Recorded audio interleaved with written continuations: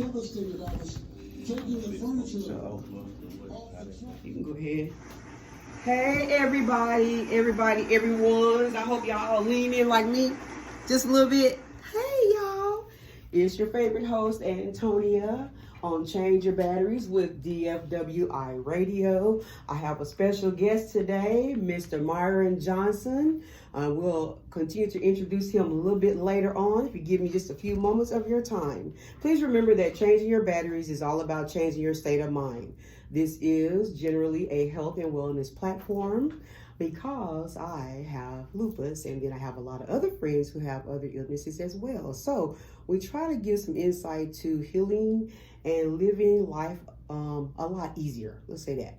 Now, we'll say this. I'm going to give y'all one tip or one fact about lupus. It is not contagious. So we had the lupus walk last Saturday, and some of the young ladies and I talked about how people mistreat them, even the doctors, when they go in, they have these little low-grade fevers. You can and will have a low-grade fever if you have lupus at some point or time, but it doesn't mean that you're contagious or you're going to affect anyone. So I just want to make sure that you guys know that. I'm going to start doing something a little bit different and give y'all some facts about lupus each time. I want to say that when I got this email about Mr. Myron Johnson, I really was excited because it was telling me to open up my heart and mind to a different avenue of my life that I had already been praying about. So I'm going to go ahead and introduce this young man. His name is Myron Johnson, and he is an author, a speaker, and a life coach. Who doesn't need a life coach right now? Come on in the room. Come on, Myron. Hello, everyone. Y'all doing? Hang it in there. Thank you so much for the opportunity. I really appreciate it. Oh, you're welcome. You're welcome. Now, I do talk a lot. I have a big mouth. Please. If I get on your nerves, just say, girl. Yeah, that part. I might not even hear it. But I get excited about life a lot more now as I get older. Yeah. I'll be 57 my next birthday. Okay. I have a big family. I will give you 50 at least. See. It must be the braids. It is. Hey. No, okay. Y'all know I act silly, but no, you know what? When we start talking, I'm going to tell you what it is. Okay. It's about what what you actually say.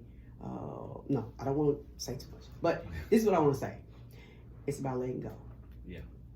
Every day. Yeah. And sometimes we don't do a good job, but that's how I know I do really well as far as when people say looks. I don't look really old, but I tell them I have to let go every day, all day long sometimes. Yeah. 50 times a day, let go. So while I'm speaking about that, I would like to ask you this. Okay. How in the world did you decide to become a life coach? I've been a life coach for 2.5 years now, and I always like to help people. I knew that about myself, but I just never knew exactly what my purpose was, what my gift was. So it's something I used to pray about, fast about, and all that good stuff. And so I was on Facebook a few years ago, and I saw this young lady say something about a life coach. I said, man, what's that? So I did the research and looked it up. And I said, okay, I think I can do this. You know, this seemed like the perfect thing for me to do to help other people. I've been through a lot of my relationship, marriage, divorce, just different things in my life over the past 10, 12 years or so, if not more. So I feel like I've been through a lot in order to help other people not go through what I've been through and to help them focus on healing and letting go like you're talking about right now. Isn't that amazing? Like, that's the piece I think we miss overall, just as human beings, because we're so busy trying to cover up, fix it, Yes. and then we forget about self, and then we think that just because we might not be stressing about it the next day, but we still have it on our mind, Right. you know, and then we're afraid to talk to other people because people make fun, or they take your personal information and use it against you, or gossip about it. Exactly, yeah. Yeah, how you feel about that? So, and that's where I come in at, you know, again, I'm a certified life coach, and I have contracts with my clients. You know, we do the whole confidentiality forms and documents. And I tell people all the time, if you're to go to therapy, go to counseling, get a life coach, it's going to be confidential. I'd rather you go to, because I went to therapy myself, so I'd rather you go and do that and pay someone and put it on paper that it's documented that they're not going to tell anyone versus you going to tell a particular person. There's a 50-50 chance they're gonna go tell somebody else. Definitely. You know, we may say, hey, don't tell nobody. Now it's not for everybody. Some people you can trust some people to keep your information to yourself, because I'm that kind of guy myself. But you do have people out there that once you tell them your business, they're gonna most likely tell somebody else because they can't keep it in. Yeah. So yeah.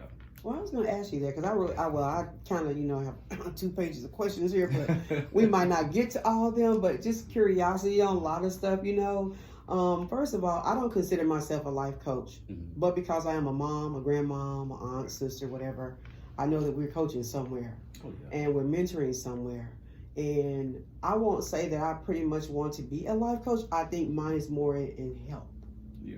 Because I talk to a lot of people that deal with health issues at this age or a little younger. Right. So I find myself always trying to say, well, do this, drink that. And it's not always about eating perfect. Right. So the same thing with thinking about life and how we handle each other. It's not always about being perfect. You're going to make those mistakes. Yeah, but documenting, I think, is good. I have been to therapy as well. I'm so glad I did it. Yeah, same here. I think that lady probably thought I was crazy by the time I was like, I really gotta stop coming. No. But it was good because it opened up my heart and mind to different things and areas in my life that I didn't know I was mad or angry about. Oh yeah, definitely. Or didn't think about for a long time. Yeah. When you talk to your clients as a life coach, what's one thing that you try to get them to open up about, or at least just talk to them about? What's some things that they talk to you about? Let me ask you that way. Mostly what I've been doing now is about relationships. I had a young couple from Kansas City this past Friday, 19 years old, and the guy was 20 years old. So the young lady was calling for him because he's not working. He's been through a lot. He's been to therapy. He's holding on to some childhood trauma from his parents, so he cut his parents off. And so he don't talk to them anymore. And so being a black man, being a man in general, even though she called me, I really spoke to him because I saw a lot of me in him, and I had to encourage him. I said, "Man, I'm proud of you. Congratulations. It took a lot of courage to do what you're doing right now." I said, I can hear it in your voice that you want to do better. You got a lot of potential, but I also hear that you're hurting. Yeah. Also. And this whole letting go thing that you're talking about, I told him the same thing. Yeah. I said, man, you got to let it go. And one of my favorite phrases that I go by with my life coach is forgive and live. Meaning that you can't live a full life until you forgive those that have done something to you. You may not get that apology, you may not get that closure, but you have to forgive them for you, not for them. And if you continue to hold on to that and those burdens, you're not going to live the life that God wants you to have. You're going to keep on holding on to that until you let that go and just feel free. So that's something that he was going through. A lot of my other clients, basically, like I said, I get a lot of relationships conversation. It turns out pretty good. I had a couple couples. I have another older couple from New York that called me as well. And it's this particular young lady. She was in her late 30s, and I think he was in his early 40s. And basically, she really wanted me to tell another man, a grown man, no offense to her, how he should have handled a situation. Because she was like, how would you have done this? Would you have done this? And my thing is, this is a grown man. He knows exactly what he's doing. Right. The reason he keep doing this is because you keep allowing him to do it. Right. I said, you showing him how to treat you. You have shown him how to treat you. So he's not gonna if you have not held up to your standards, which make you and you sit there and let your guards down for him whenever he step over those boundaries, what makes you think he's gonna do it? Y'all see me writing notes. What makes you think that he's going to respect your boundaries or your standards? You're not respecting your own. And so she was on the phone. She was angry. She was cursing a little bit. But everybody, I try to make sure everybody respect me, and because I'm not about the whole being aggressive and cursing, that type of deal. But they're just one of those conversations where one of the relationship questions that I had, and the young lady was basically wanting me to tell another grown man how he should have handled a situation. This man is grown. He know how to handle that situation. Exactly. He ain't stupid. He's probably playing stupid with you. Yeah, definitely. Yeah. He knows what he's doing. Art of manipulation, that's what I call it. We like to fall back on our behaviors if people don't check us on it and use it for an excuse or art of manipulation. I got plenty of those that do that. Yeah, it's a lot of toxic relationships, people that I talk to about. And I'm always asking, so why are you still here? All the signs there. Yeah. I'm not judging anybody because I was that person. Right. I was going through a toxic relationship or married and divorced, and I stayed. You know what I'm saying? But now I know better, I'm Right. trying to help other people know better. Right. You know, and see the different side from a man's point of view, or just a different point of view, perspective in general. And so it's always, because I love him and always, or her, is always, I invested this much time in this person, and I get that, but is it worth your happiness at the end of the day? And we're not being real with ourselves. Not being real with ourselves. And I think that's something else we weren't taught to understand. Yeah. That's not being real. I'm like, yeah, I'm okay. It's okay. No, it's not.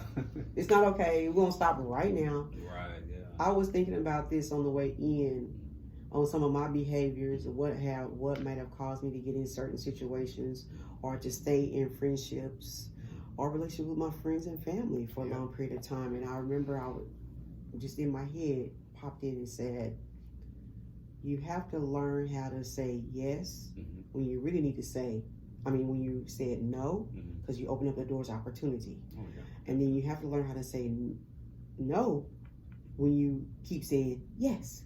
Right. Stop allowing things in that's going to hold you back and hinder your growth. Right. That was just on the way here, and I was like, really, God? Okay, you had that revelation on the way. That's what it always is when you. Then I slowed down and stopped driving fast. No. That was like, about 10 wow. miles over the speed limit. But yeah, and it's just amazing how when you do some self-talk, if that's okay for me to say that, sometimes you have to talk to yourself and encourage yourself. Oh, yeah. You know, we sing those songs in church. We hear people tell us that, but until you really, really feel it and understand it, it means so much. Oh, calm your spirit. Okay, wait a minute. We're going to separate. Now, I'm going to give an example if it's okay. My grandchildren are with me. Like, I can't talk to y'all and get myself ready for my show. Because I like to have a certain energy. I don't like to be negative. Oh, yeah. And I want to be able to ask questions in a positive light. And so everybody put your earbuds in. Thank you, bye, don't talk to me. Then I had one just kept trying to talk. I'm just trying to drive like this. But why am I saying all that? We stay in things. We don't say anything. Learning how to address it right then. Right. So I'm trying to go back around to what you were saying. You asked the young lady why, and you're allowing it. Yeah. You're saying it's okay. And that's so hard sometimes when you are in relationships that you kind of sugarcoat it. Yeah. And why are we sugarcoating it? So as a life coach, when you talk to your clients, what are some of your goals with them? Like from the very beginning, do you set the expectation for the beginning and the end? Yeah, I do so most of my clients, they're doing my 1 hour session, which is like $55 for an hour. But I do have like 3, 6, and 9 hour sessions, which is different plans. Okay. It's not done all in 3 hours one day. Oh, definitely not. It's like an hour every week or every other week, that type of however they want to set it up. But most of them right now is taking advantage of the $55 hour session. Okay. And so I introduce myself, let them know about my background, my degrees and things that I'm part of, that type of deal. And then I go into getting to know them, see what the issue is for the day. Cool. I'm like you. I like to talk. Yeah. I get that from my mom. Shout out to my mom back in Mississippi. I like to talk, and so I ask questions, and it's always good to ask questions because sometimes they may not tell you everything, so you gotta kind of like pull it out of them. Yes. And you gotta ask the right questions. And you definitely gotta be an effective listener whenever you've been a life coach, as well as being a communicator. I was gonna say listener. Yes, definitely. Yeah. So my goal is to see exactly what the issue is and how can we make the issue go away in a sense. What the solution? Come up with a solution for your issues or for your problems, and then see where we are towards the end of the conversation. See how. To like backtrack a little bit, see what we have learned, or see what that particular client has learned, and see if I can. And sometimes I go over, like I'm a talker, so I go over on my time. I understand. Because let me tell you, I get in that whole little mood and that little mode or whatever, where I'm just really feeling the conversation. Right. Sometimes it's hard for me to cut it out because I be having stuff to say, and I be wanting to make sure the client understand what's going on. Even though they do that 1 hour session, I'll go back probably 30 days from now and do like a follow-up with them. That just out of courtesy. I was going to ask you that, yeah. Just see how they're doing. I don't leave anybody hanging. I just go back and see how they're doing and, just check in with them. Well, that's good. I was going to say that. I know I'm a little bit more quiet than I am normally. Because I don't want to overtalk. I'm actually listening and learning at the same time. So you guys out there, don't take it the wrong way. I really am listening, because that's a skill that I think is beneficial as well. not just being a life coach, but just overall in general, there are a lot of things we be saved from if we listen. Yeah, definitely. We don't listen. We keep going, okay, baby, okay. And not just that, we have to listen to understand. You know, That, yeah, and not I just like listen that. to Listen to reply or understand. just up there just listen because you're talking. We got to listen to understand. Listen to understand. And comprehend what we are hearing. I like that. Well. So, and in that, you're gonna capture or hear a lot of things. You're gonna understand the situation better. You're gonna understand the person, where they're coming from, and versus me just talking to you right now. And I say that you are. You can just be looking right in my face while I'm talking. That don't mean that you listen. I actually just said that to somebody yesterday. Like, I'm gonna keep talking anyway, so it doesn't matter. But yeah, you're right. You're right. You are right about that. I don't know how people do that. For me, that's difficult. Now, it's been a long time since I just tuned somebody out. Yeah. And that was when I was like 19 or 20. Yeah. You know. Selective hearing. Yeah. Especially if you're like busy doing something and, you know. Yeah. So I've learned how to tell, like, even my grandchildren, just hold on, because I'm not paying attention. Yeah. And I don't want you to think I'm ignoring you. You know, like, she really gonna give me that time? And you got 3 minutes now, what you want? You know? After you told me. Right, but that is so cool. If it's okay, I don't know what time you got? 2:17. Okay, cool. Now, I'm going to, let's see. Do you have anything you want to add? On being a life coach? Because we can still come back around to it and ask more questions. I will say this. I have a really good friend. Her name is Laquita. Mm-hmm. She's also on Facebook. She texted me before I came and she said, gotta see what the coach is talking about. I was reading through his specializations and she is considering becoming a life coach as well.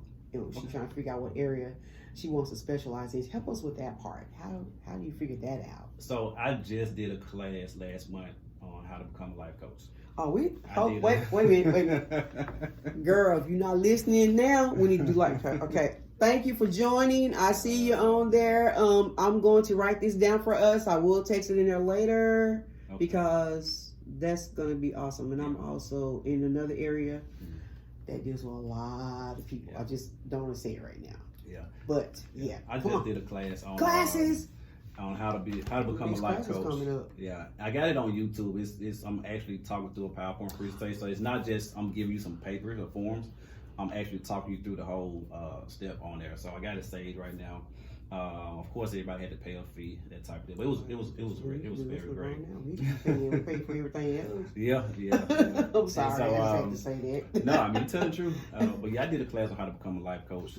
Just giving you all the ins and outs, the things that I've learned over these past few years, the documents that you're gonna need to get started, that type of deal. But if you want to become a life coach, like I'll tell anybody, do your research, read up on it, see what it is that you can do, what you can't do. There's no real certification to the point where it's going to be like a certain company is over it. Like like if you were to get a massage therapist license or therapist license, that it's nothing of that nature. So anybody can become a life coach without getting a certification. But certifications actually help you be more organized, and give you some structure, and a foundation. And so so that's why I went and got my certification. But you can look at that online, research that online. You can do it online, do it virtual.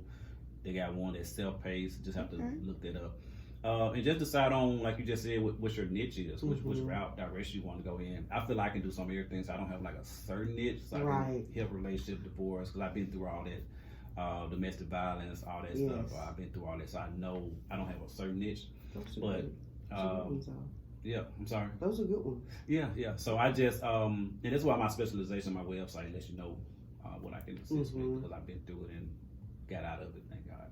Yeah. And so yeah, I mean that's all you have to do, and just read, and because there's so many different coaches out there: transformation coach, divorce coach. Yes. I'm thinking about being a health coach. You can do the health coach deal. Yeah. And it's all about, like, you know a lot about lupus. Like you can really drop a lot of gems on people about lupus. Because I have friends that have lupus as well. So when you said that earlier, I was saying, wow, I have friends. Like over 300 and something, and I was like, something not right, you know. But yeah, I love to help, and it's not always about a financial thing. Oh, definitely. Especially when I learned, like, my mom died at a young age, so I was like, we gotta do something different right here, you know. Yeah.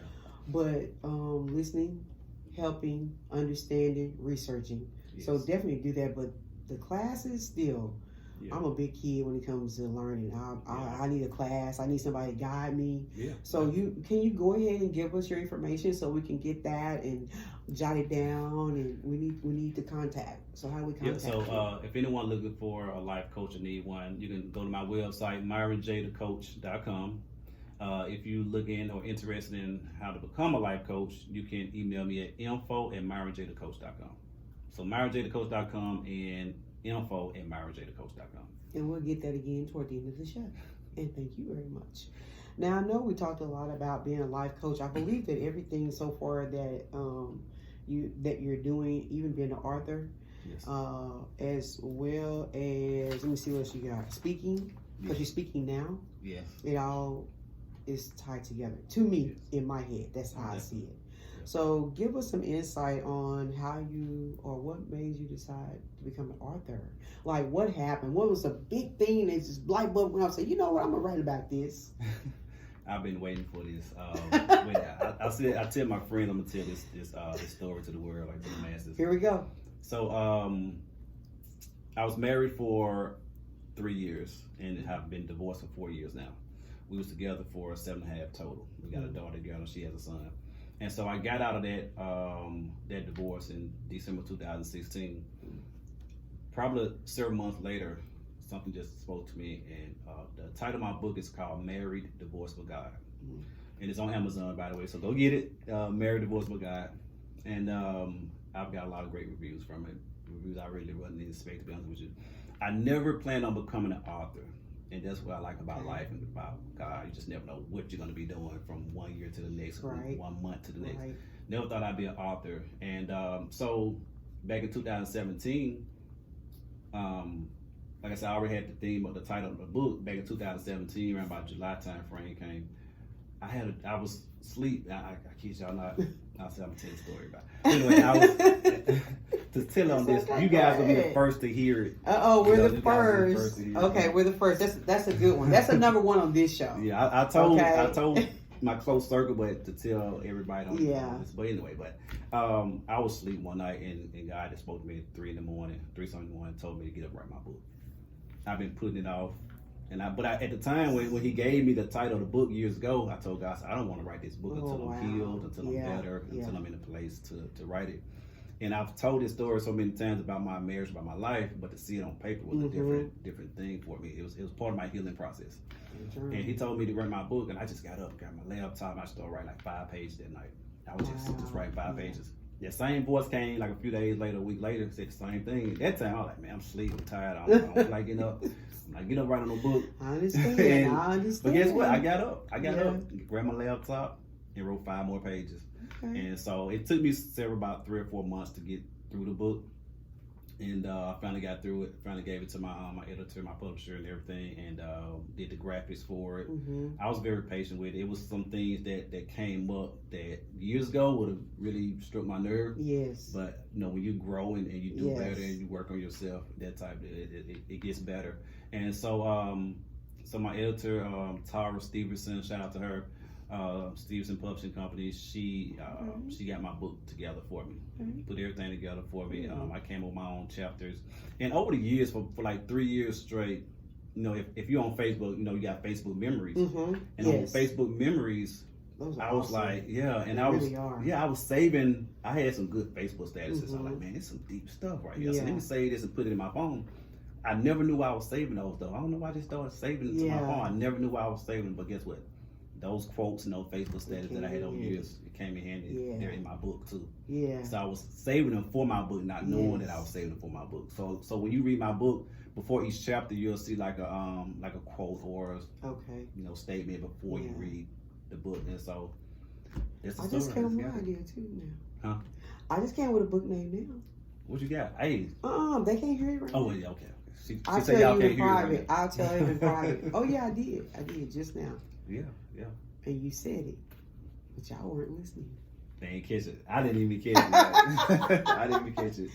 But that's how the book came about, and I was and I prayed about it when my friend finally uploaded to Amazon. I started crying. I know it because it was a long process. And I'm like, God, I did it. Yeah, I did. Women do it all the time, but men, Like, people ask me all the time, why are you always around a bunch of me? Because it's amazing for me to watch. And it's just something about me to see men do things that women normally do. So definitely give yourself a lot of pats on the back and a lot of congratulations to that. Thank you. Now, if I quit being slowful, I get that. But I need hard copy. I don't like to read online. Yeah, I got the hard copy. Well, they got the hard copy available in the do that. And I like to mark on things. Oh yeah, highlight some key points. Yeah, maybe I can come back whenever you come back. And we can go definitely. We got to do a follow up because I'm going to do a session. I got to do a session so I can make sure I'm good. I think I am, but I appreciate you sharing that with us because I think a lot of people, a lot of men, a lot of children, a lot of male children like to do some different things, but they don't know how. They think it's not normal because it's for females to do all the time, washing dishes, cleaning up, you know. But to hear another man, and I'm thankful that you came and that you accepted the invite. Thank you so much. Because I'm also working on a mentor program as well. So I have a lot going on, but I love what I have going on. Where before I was busy, but I was busy doing nothing. So now it's busy good, not busy bad. When you share your story, now I'm gonna ask you this: did you tell your ex about the book? I'm sorry. That was too personal. No, right? I'm an open book. Like my whole life is out there in the world where I will. So I'm an open book. I FaceTimed her because we got a good relationship. I FaceTimed her and told her she didn't know I was writing one, but I told her that I was about to write the book. Well, I'm about to put the book out, and she just joked. She said, "Well, She said, "Well, okay, long as you're not dragging me in there." I said, "No, she's the mother of my child. I'm not gonna do that." I'm just telling my story from my perspective and from what happened on my end because I'm the one that left. I'm the one that filed for divorce. I'm the one that got tired and was pretty much done with everything. You know, I have to give it my all and put my all into it. And it was very draining relationship and marriage to the point where I was wondering, like, man, do I even got the strength to do this again? You know? I understand that. I understand that. I mean, I really do. And I don't have a problem sharing a little bit. Everybody probably already know this, but I didn't understand. One day I just woke up, like you said, God talks to you. Especially when you're already praying about things, you want things to change. And I woke up one day after I had my fourth son. And I'm like, how do you go from being 120 pound athletic, playing sports, to being over 300 something pounds, and the man you with, he's still the same height and weight? What's going on here? And that was my epiphany. And why? Because I couldn't understand, how can you eat all this ice cream?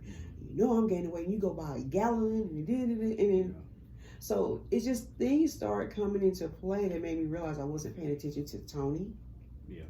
And I forgot about her. But once I started focusing, it was over with. And then the questions started coming about, you know, what you doing? Like, what you mean? And I was like, I'm not gonna do this. And so when I started asking finding questions like, well, are you okay with this person? You know, do you like me being right here? And it was always a blank statement. It doesn't matter to me. Well, it matters to me if you gain about 120 pounds. So he was still his same size and weight, and you don't want to gain weight, is what you're saying? Okay, And he was still buying you ice cream? Just going out on a limb, I think that he was okay with you being that size and that weight because he's thinking, well, if she keep gaining weight, nobody gonna want her. That's right. He took care of that though. Sure did. She's got these kids, they're not gonna want her gaining weight. You know, that's how. But you know why did I bring that up? I wanted to bring it up so people could hear, you know, we don't think about it. And the thing is, I worked hard. I worked real hard. I was determined to always have my income increase every year. That's the kind of person I was. But in that moment, I was shown, it wasn't just about the weight. He showed me something else. This person wasn't doing the same thing I was doing. We were not on the same page. It was all about just making enough. And that wasn't enough. We had 3 more kids. We can't keep just making enough. So we started this battle of emotions of who's trying to do what instead of listening to each other. And I just refused to be struggling. I do struggle by myself. And with being in the relationships, because I'm trying to make sure I'm staying on topic, being in a relationship doesn't always mean that that's the right relationship for you. Oh, yeah. That's the best I can put it right now. Yeah. So There's one saying they said, you can have the right package but the wrong address. You can be the right person, but you can be at the wrong address. Yeah. Meaning that you might be a good person and you might have everything you need to, but you might be the wrong person. yeah, And we have to understand that everybody we meet is not meant for us to be in a relationship with. Not meant for us Yeah. today. Some people are just coming for a season. Some people are just Yeah, coming to be that, friends, just yeah. to network with, that type of deal. But we have to understand that everybody we meet is not someone we're supposed to be dating or be in a Right, relationship with. Then we right. wonder why it's not working out. right. Well, you know, I learned how to be okay with it, Mm-hmm. and I learned that people are going to be who they're going to be, and I understand it more than anything. And I don't harbor any anger or hard feelings toward anybody because it wouldn't make any sense to do that. Exactly. Right? So I've learned a lot from that, and I'm so thankful. And I'm thankful for, even though those people were coaches and mentors and different things and didn't realize it, people like yourself stepping up and saying, you know, I can help you in this area. Just one moment. What's wrong? Why are you acting like that? You know, slow down a little bit. Tell me what's going on. You might not want to, and it might hurt a little bit, and that hurt. Oh yeah. Ooh. Yeah, I think I learned about every detail of every piece of music that I played, right down to learning the notes. Yeah, music. Music definitely helped me when through my trying Really? times. I remember because in my book, I was, and I talk about everything in my book. Okay. I had a jail experience in my book. I was in jail for like a week due to some stuff I was going through. Look, I'm leaving out the picture because you know what? I need to, because I didn't want to pay no tickets. Yeah, and I think the only reason I went because it was like a contempt of court deal. It was due to some domestic violence and Yeah, stuff that I was going through. I understand.